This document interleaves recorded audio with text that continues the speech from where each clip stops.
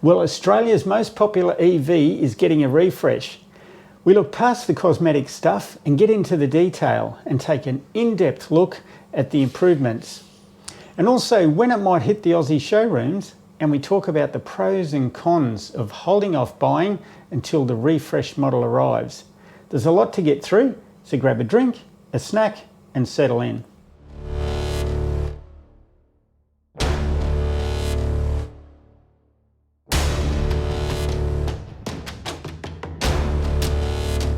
Well, I've had my second COVID shot today, and it's a public holiday here in Brisbane. So I thought I'd spend some time with you guys today running through the improvements and changes to the upcoming ZS EV refresh model. So welcome and thanks for joining us for the video where we share our experiences on owning an EV here in Australia. So as I mentioned, this video will be slightly different because we'll be actually looking at the new refreshed ZS EV, and we'll be doing some comparisons against our model car, which is the 2020 ZS EV. And that was the first 100% battery electric model in the ZS series range. And of course, as usual, at the end of the video, we'd love to hear your thoughts and comments. So please leave heaps of those. And as usual, we'll try to reply to as many of those as we can. So enough chat, let's get into it. So before we get into the refresh model and the changes, I thought we'd give a brief history on SAIC.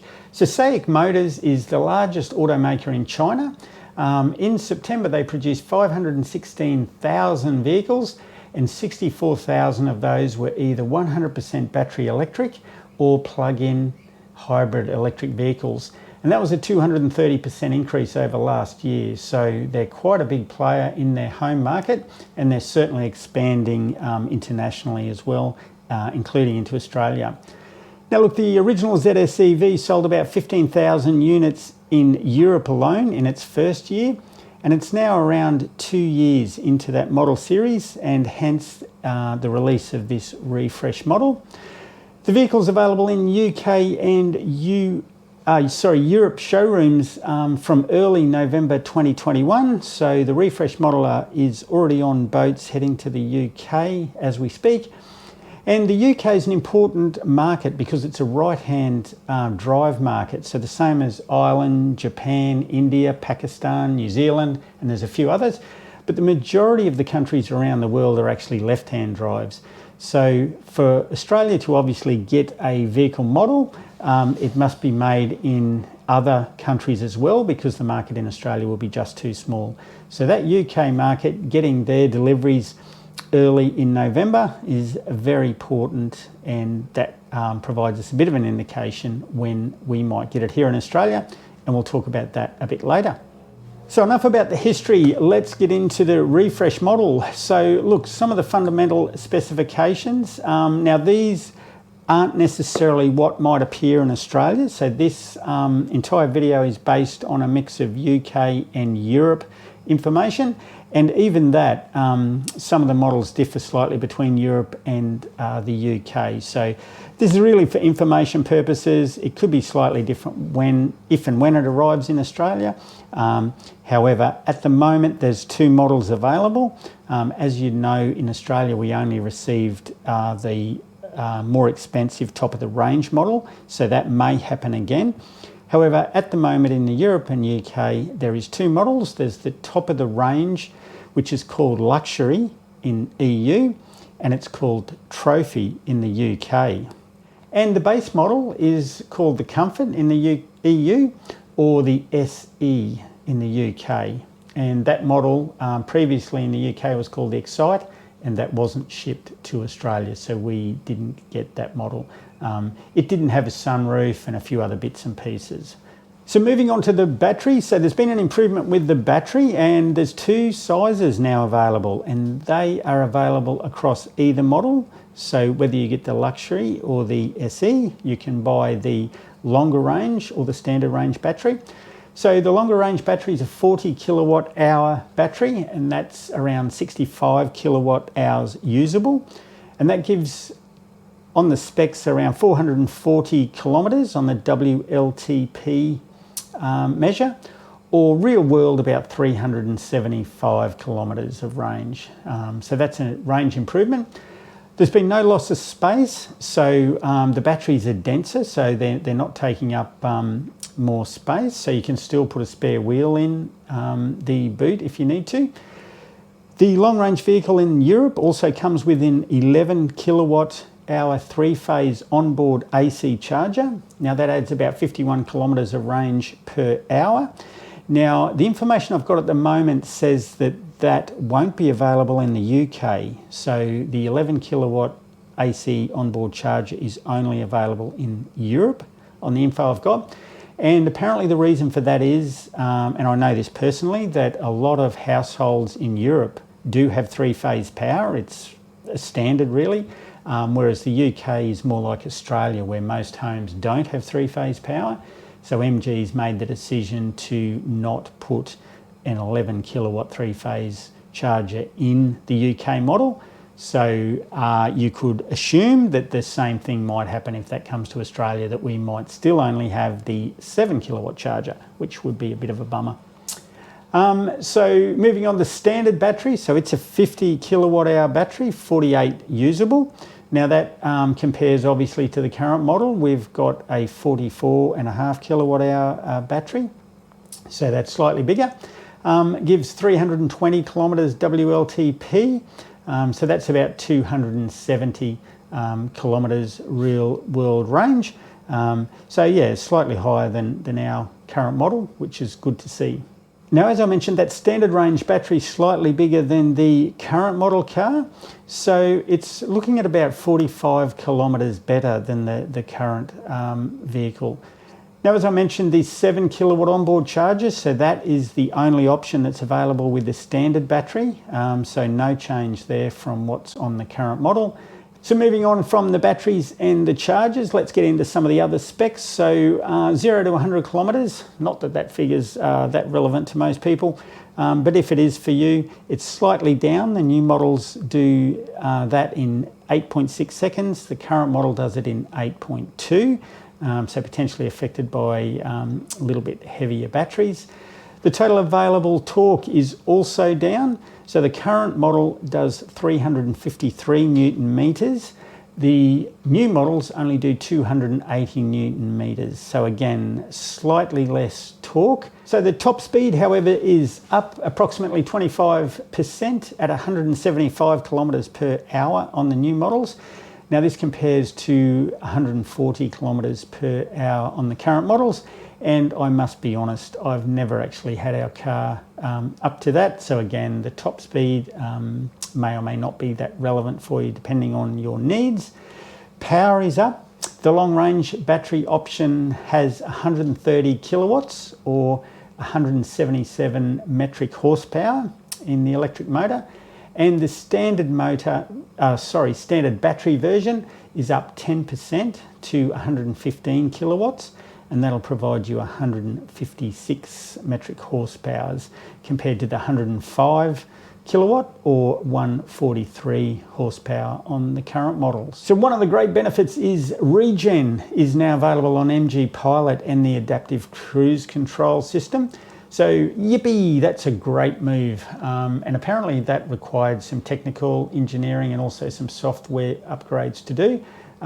So we won't be able to get that on the current model vehicles. It's more than just a software update. So good to see though, regen braking is now on the MG Pilot and the adaptive cruise.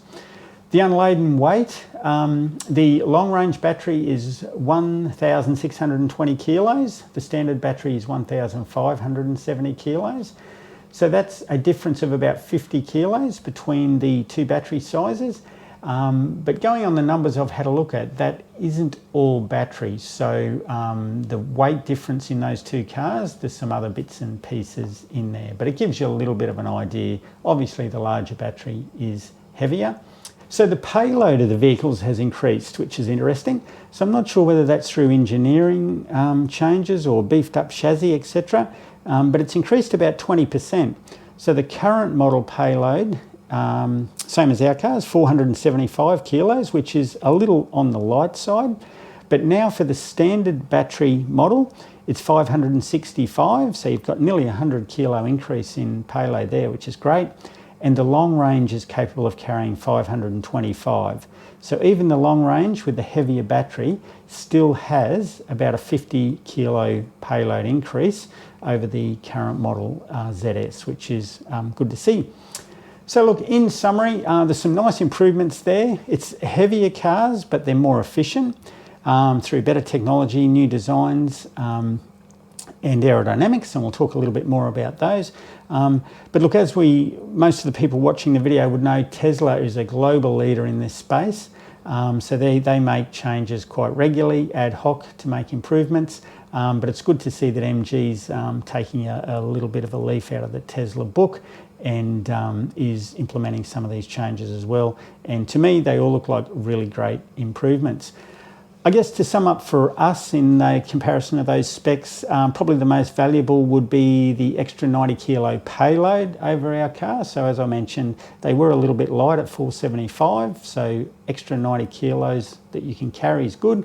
Regen on the cruise control and the MG Pilot, that's a real big bonus. And the added efficiency, so these cars are more efficient. And as I mentioned, we'll get into that next. Now, if you're liking the video so far, it only gets better from here. So please give us a thumbs up, share with a mate if you think they'd be interested, and particularly a girlfriend. For some reason or other, we have very, very low viewers that are females, viewers and subscribers, that is. Maybe it's got something to do with my face, who knows, but really appreciate it if we could get some more girls on the channel. Okay, well, let's get back into it. And you might notice there's been a wardrobe change. The camera malfunctioned and corrupted the files, so we've had to do this part again. So without ado, let's look into the outside of the car. So look, the outside of the new refresh model obviously provides some efficiency gains and some other bits and pieces. So we've got two new colours being added to the range. There's a blue and a silver. In the EU, the blue's called Como Blue, and in the UK, it's Bastille Blue.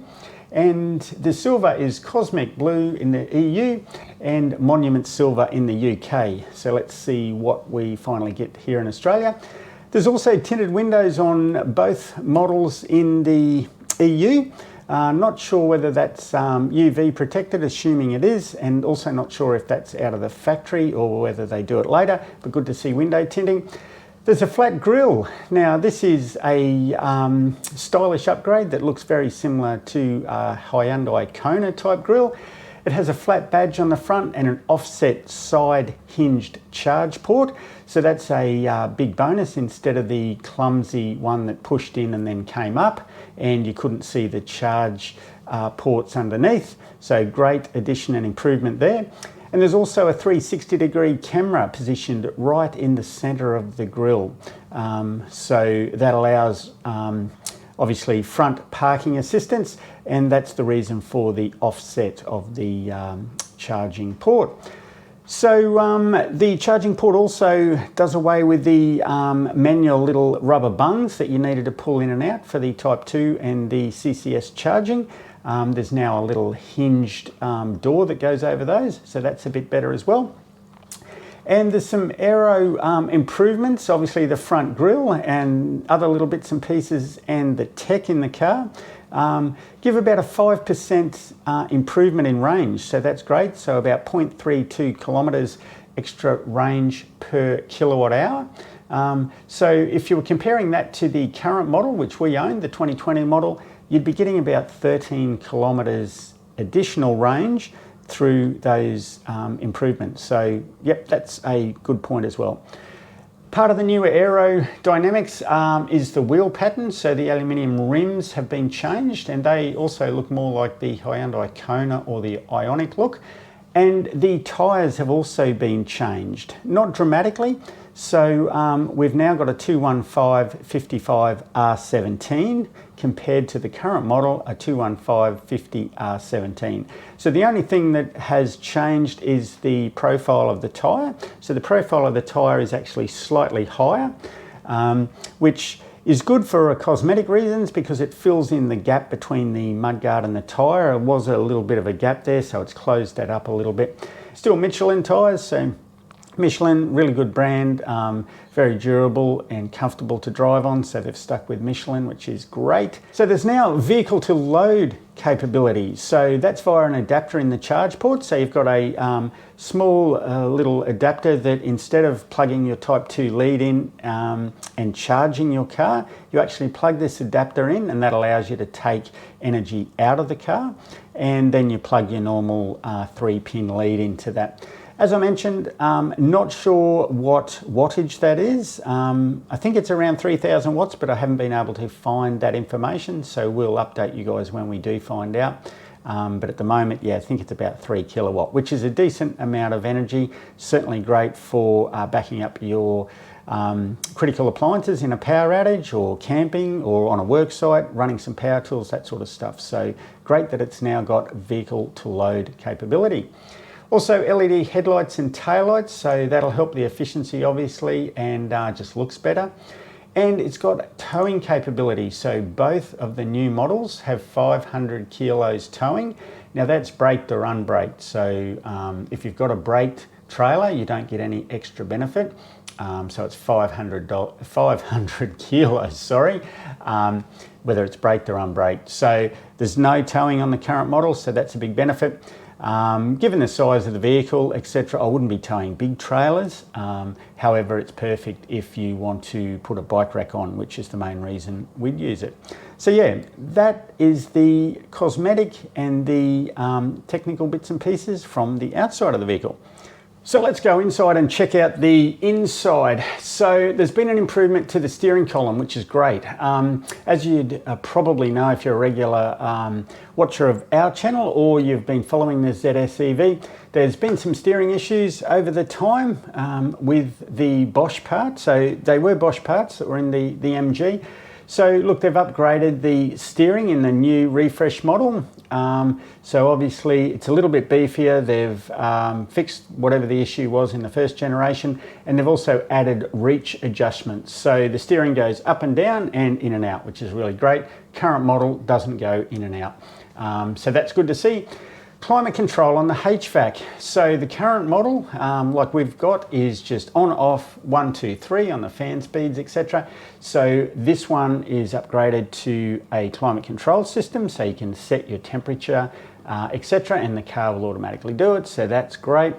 And it's also piped through to the rear seats, and I'm not sure whether that's just on the top of the range model. Couldn't get that detail, but at least one of the models it is piped through to the rear seat, which again, it's only a small thing, but our kids do complain from time to time that it's a bit too hot or a bit too cold in the back seat, and we've got to turn the fan up a lot higher in the front to get it through to them. So pipe to the rear seats is a great addition.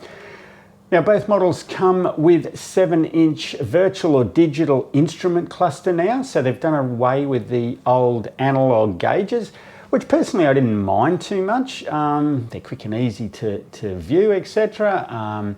But now it's 100% digital, so can't see a real lot in the screenshots or the videos that we've got on there. But yeah, like the HS, they've gone away from that analog one.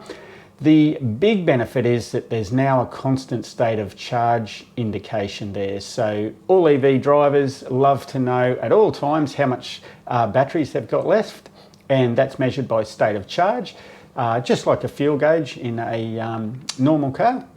So that gives you a percentage, you know, I've got 20% battery left, 15%, etc. So that's constantly on now, which is fantastic. So while we're talking about that, there's been significant improvements, upgrades in the software in the vehicle, the menus in the vehicle. Now this allows you now to look at all the charging stats, set charge timers, start and stop charging, and set maximum state of charge. So if you want to set your maximum state of charge to 80% and then go to bed and know that the car will charge up to 80% and stop, you can do all that with the new model, which is great. And for those that don't know, the reason that EV drivers do that is because EV batteries, like any lithium-ion battery, are most comfortable between sort of that 20%, 80% bracket. and it'll extend the life of the battery significantly if you can keep it in that. So really handy extra addition. Now look, there's a few toggle switches been added, so you'll see those sort of around the HVAC area in the dash there, rather than a couple of the push button ones that were there. They're now toggles. Yeah, personal thing, whether that adds any benefit or not, but it is a change. Now around the infotainment screen, this is a horizontal layer touchscreen. The size has increased to 10.1 inch, and this one is a big improvement. I'm told it's very snappy and responsive, whereas the current one, including obviously the software and the quality of the touchscreen, is a bit slow and clunky. So the new one's a lot better. And it also includes DAB Plus radio, which is a benefit because there's a lot of DAB radio stations around now. So that's a new addition as well, which is nice. We've got two more USB ports, 5 in both models of the new refresh, and that includes 2 Type-C. The current model only has 3 USBs, and as we know, it's a bit like power points in your house. You can never have too many of these things these days. We've got so many gadgets and bits and pieces that need charging, etc. So 5 USBs in the car is great. In the top of the range model, there's a armrest for the rear seat passengers, so that's a bit of an upgrade. And there's also a headrest for the centre passenger or the centre seat in the rear. So again, bit of an upgrade there. And I think overall the seats are slightly better in the refresh model. They were a little bit uncomfortable in the current model. They're okay, but nothing special. I think they've just made some slight improvements to the new ones. Okay, so leading on from software, let's talk about iSmart connectivity. Now, lots of people are really excited about this. This includes the app for the car.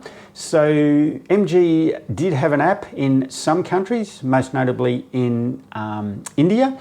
There was apps, again, it was a little bit clunky, etc. So the software's been totally refreshed and they've launched what they're calling iSmart connectivity. Now that's available on all models of the refresh, so both the top of the range and standard range vehicles, irrespective of what battery pack you buy. And there's 2 versions of this iSmart connectivity. The first version is called Lite, and it comes free with the car, so you don't need to pay any extra and there's no ongoing costs. And that'll allow you to start and stop charging on your phone, read the state of charge and set charge timers remotely. You can also, as I mentioned, set charge limits, so state of charge limits, etc. from your phone. You can control the HVAC, so that's great, remote climate control from the car. You can read tyre pressures. Don't really know who's going to be wanting to do that from their phone, but you can do it. You can also use Find My Car, so if the teenagers grab the car and take off and you want to know where they are, or you're waiting on someone to come back with takeaway dinner and you want to know how far away they are, you can jump onto the app and find out where the car is, so that's great. And look, one thing that probably will get used quite a lot is the preconditioning of the cabin. And that's from a HVAC perspective. So if you're in a really cold climate and you're having your breakfast, you can turn the car on and turn the heater on to start warming it up before you go to work, and vice versa. If you're in a subtropical climate like us and the car's in the car park at the shopping centre and you want to cool it down for 10 minutes in advance before you put the kids in the back seat, you'll be able to turn the air conditioning on and have a nice cool car by the time you get to it. So I think that's a big bonus, and also the controlling the charging, etc. So that's in the Lite version. Now look, there's also a paid monthly subscription version. Now that's going to be called the Trophy version. And that gives a few more extra bits and pieces. You'll get live weather alerts, you'll get real-time traffic alerts. Sorry, tripping over my braces. It'll also include route planning, and that'll link into your live consumption of your vehicle, so it'll tell you how what state of charge you'll arrive at the next charger with, charger locations, potentially, that sort of stuff. So it'll be interesting to see just how functional that route planner is. As most people will know, Tesla's route planner and charging locations works fantastic fully integrated with a Tesla. So it'll be interesting to see who MG's teamed up with to provide some of that information and data and how well it works. So watch this space. And the other one is Amazon Music. So if you're a current Amazon Music subscriber, you could potentially get rid of that subscription because Amazon Music will come included with your trophy version of the iSmart Connectivity for a monthly fee. Now we don't know what that fee is yet, couldn't get any information on that, but MG in Europe is saying it will be a very low cost or very budget conscious cost, so can't imagine it being very expensive. Okay, so now we've talked about all the improvements, the bells and whistles and stuff. Let's talk about price and what it might cost you. Now, as I mentioned, we've got no information on any release dates, pricing, anything for the Australian market. So I'm basing all this on the UK and Europe details that we've got and sort of extrapolating some of those. So look, the price for the comfort model in Europe, which is the standard model.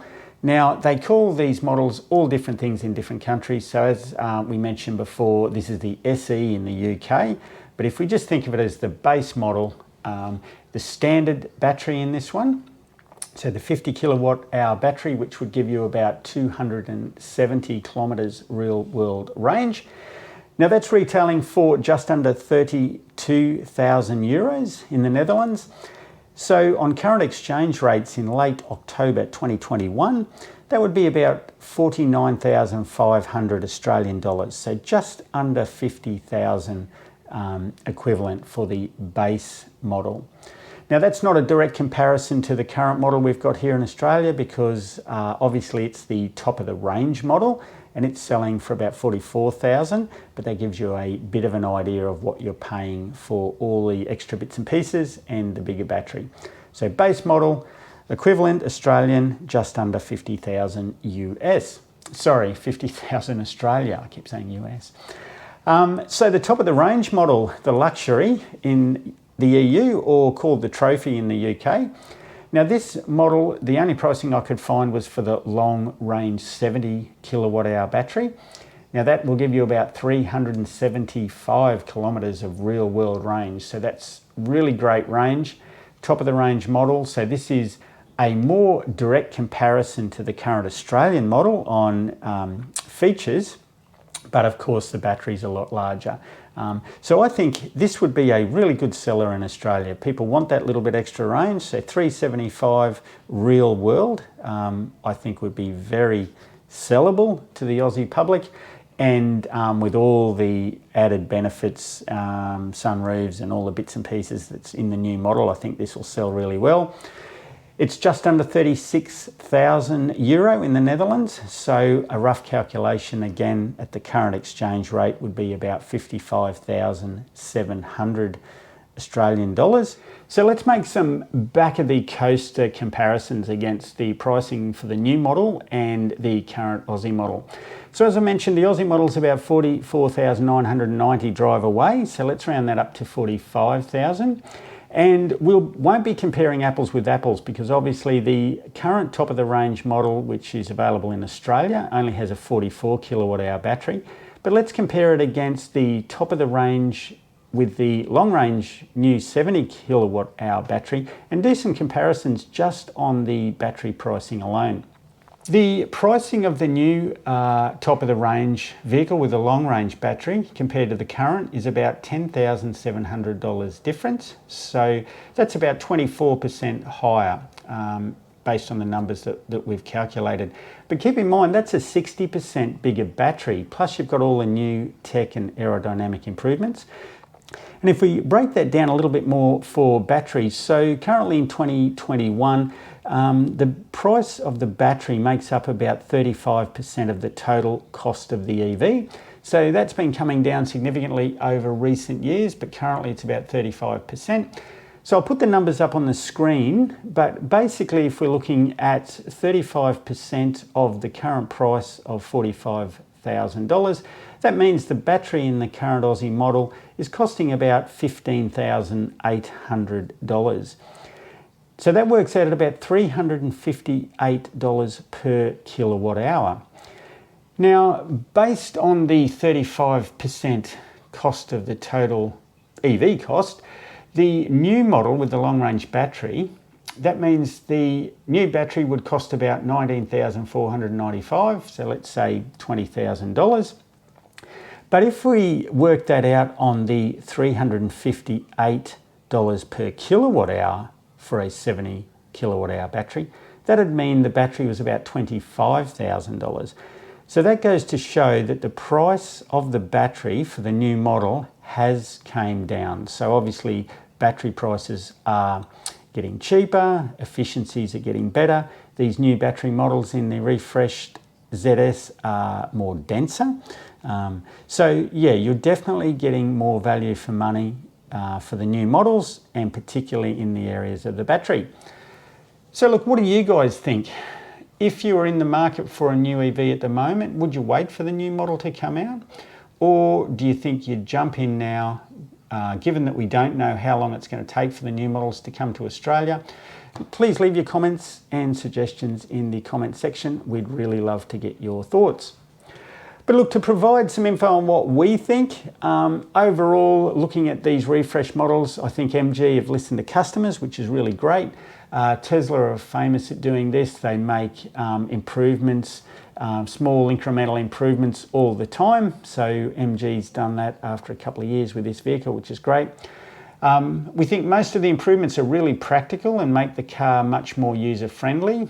Having two battery options is great, so therefore the people that don't necessarily need the huge ranges, because let's face it, I think here in Queensland the average daily kilometre commute is about 40 kilometres, so why pay for a massive huge battery that you only use once a year? If that's the case, buy a cheaper EV with a smaller battery and go and rent a car once a year when you go on your big road trip. But if you want that bigger battery and you consistently use or would use the longer range, you've got the option now, so that's great. So personally, would we wait? Now look, some of the things that I thought through when I was thinking about that was the main reason we bought our EV in the first place was for environmental and health benefits.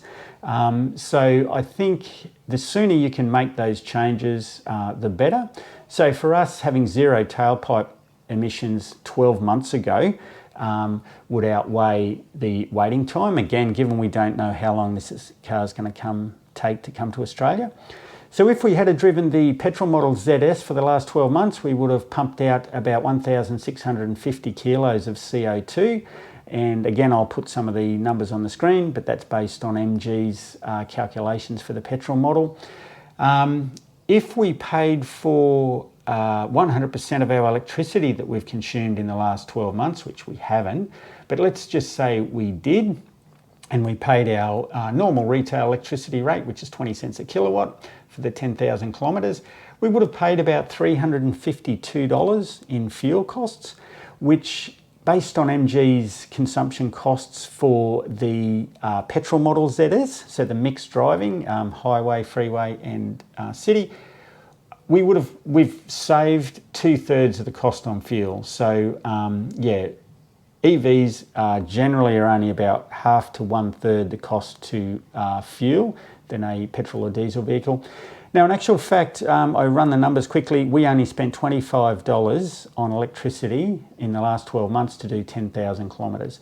And that was for a little bit of fast charging that we had to pay for. The rest of it, we've charged from our own solar system, or we've been able to use free fast chargers around the place. If we had had a petrol model for the last 12 months, we would have spent over $1,000. And that was just based on the petrol price being on average $1.45 a litre. Now here in Brisbane recently, the fuel price has gone up to $1.75. So again, that's a big unknown. You're totally open to the market. So you could be up for another $200 or $300 every year if the price keeps going up. And also services. So the EV is a fixed price with MG. It's about $170 per year to service. The petrol model is $280 to service. And keep in mind that given the petrol engines and technology is so much more complicated, there's a guarantee there that the mechanics will always find something extra. that needs to be done, so you can always expect that price to go up. Whereas with EVs, they're so simple, there's really nothing to them. You're very unlikely to have to pay more than that fixed price. And finally, the convenience. So as I mentioned, we charge at home 90% of the time, so we can plug it in and forget about it. The car's refueling while we're doing other stuff. It's a lot quieter and more relaxing to drive. There's better stability and handling in the vehicle than a petrol model, because you've got that weight of the battery low in the car, so you've got a better centre of gravity.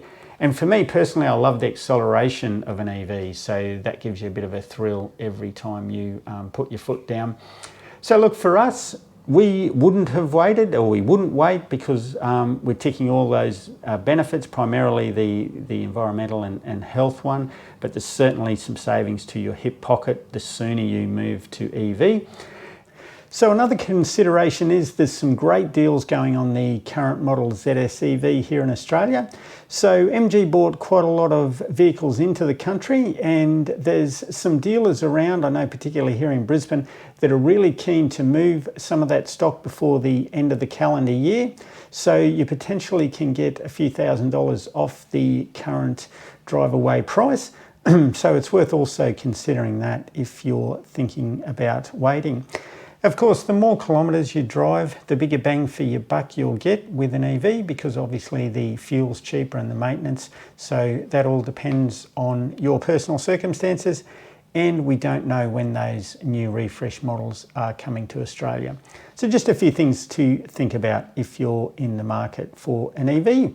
So look, to wrap up, there's a few things we're not sure of still, that we weren't able to find out information for the video, particularly around the better glass. So we're not sure whether the MG have improved the glass in the cars, or whether they're just tinting the European models. So that'll be interesting to find out in the future. Battery preheating, again, if you're in a cold climate, somewhere like Tasmania, battery preheating might be of interest to you. Because the batteries take a better charge when they're within a certain temperature range. So we're not sure whether it's the new refresh models got that. A heat pump in the HVAC system, that would also be good to know, because they're a lot more efficient, but we couldn't get any info on that at this stage.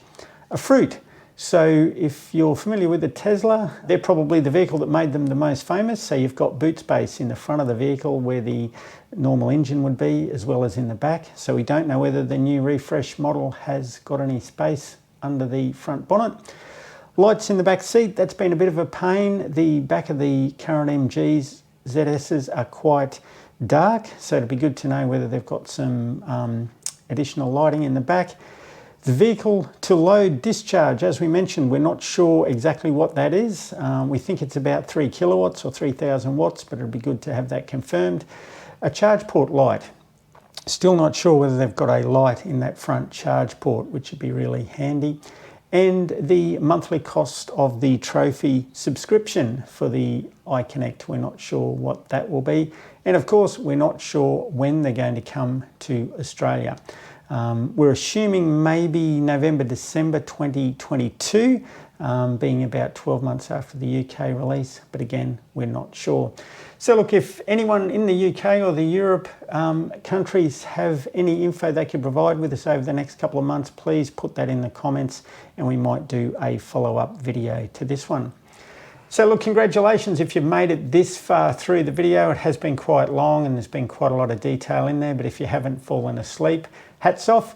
I hope you found the video helpful and interesting. If so, please give it a thumbs up and subscribe to the channel if you haven't. Leave us heaps of comments, thoughts and suggestions as well, because we love to read through those, and we reply to as many as we can, particularly if you've got a current model ZS EV and if you think you might upgrade to the new model. Well, that's it. As usual, stay safe, and if you're in Melbourne, I hope you enjoy being out and about again after lockdown has ended, and please stay safe. We'll talk again. Cheers.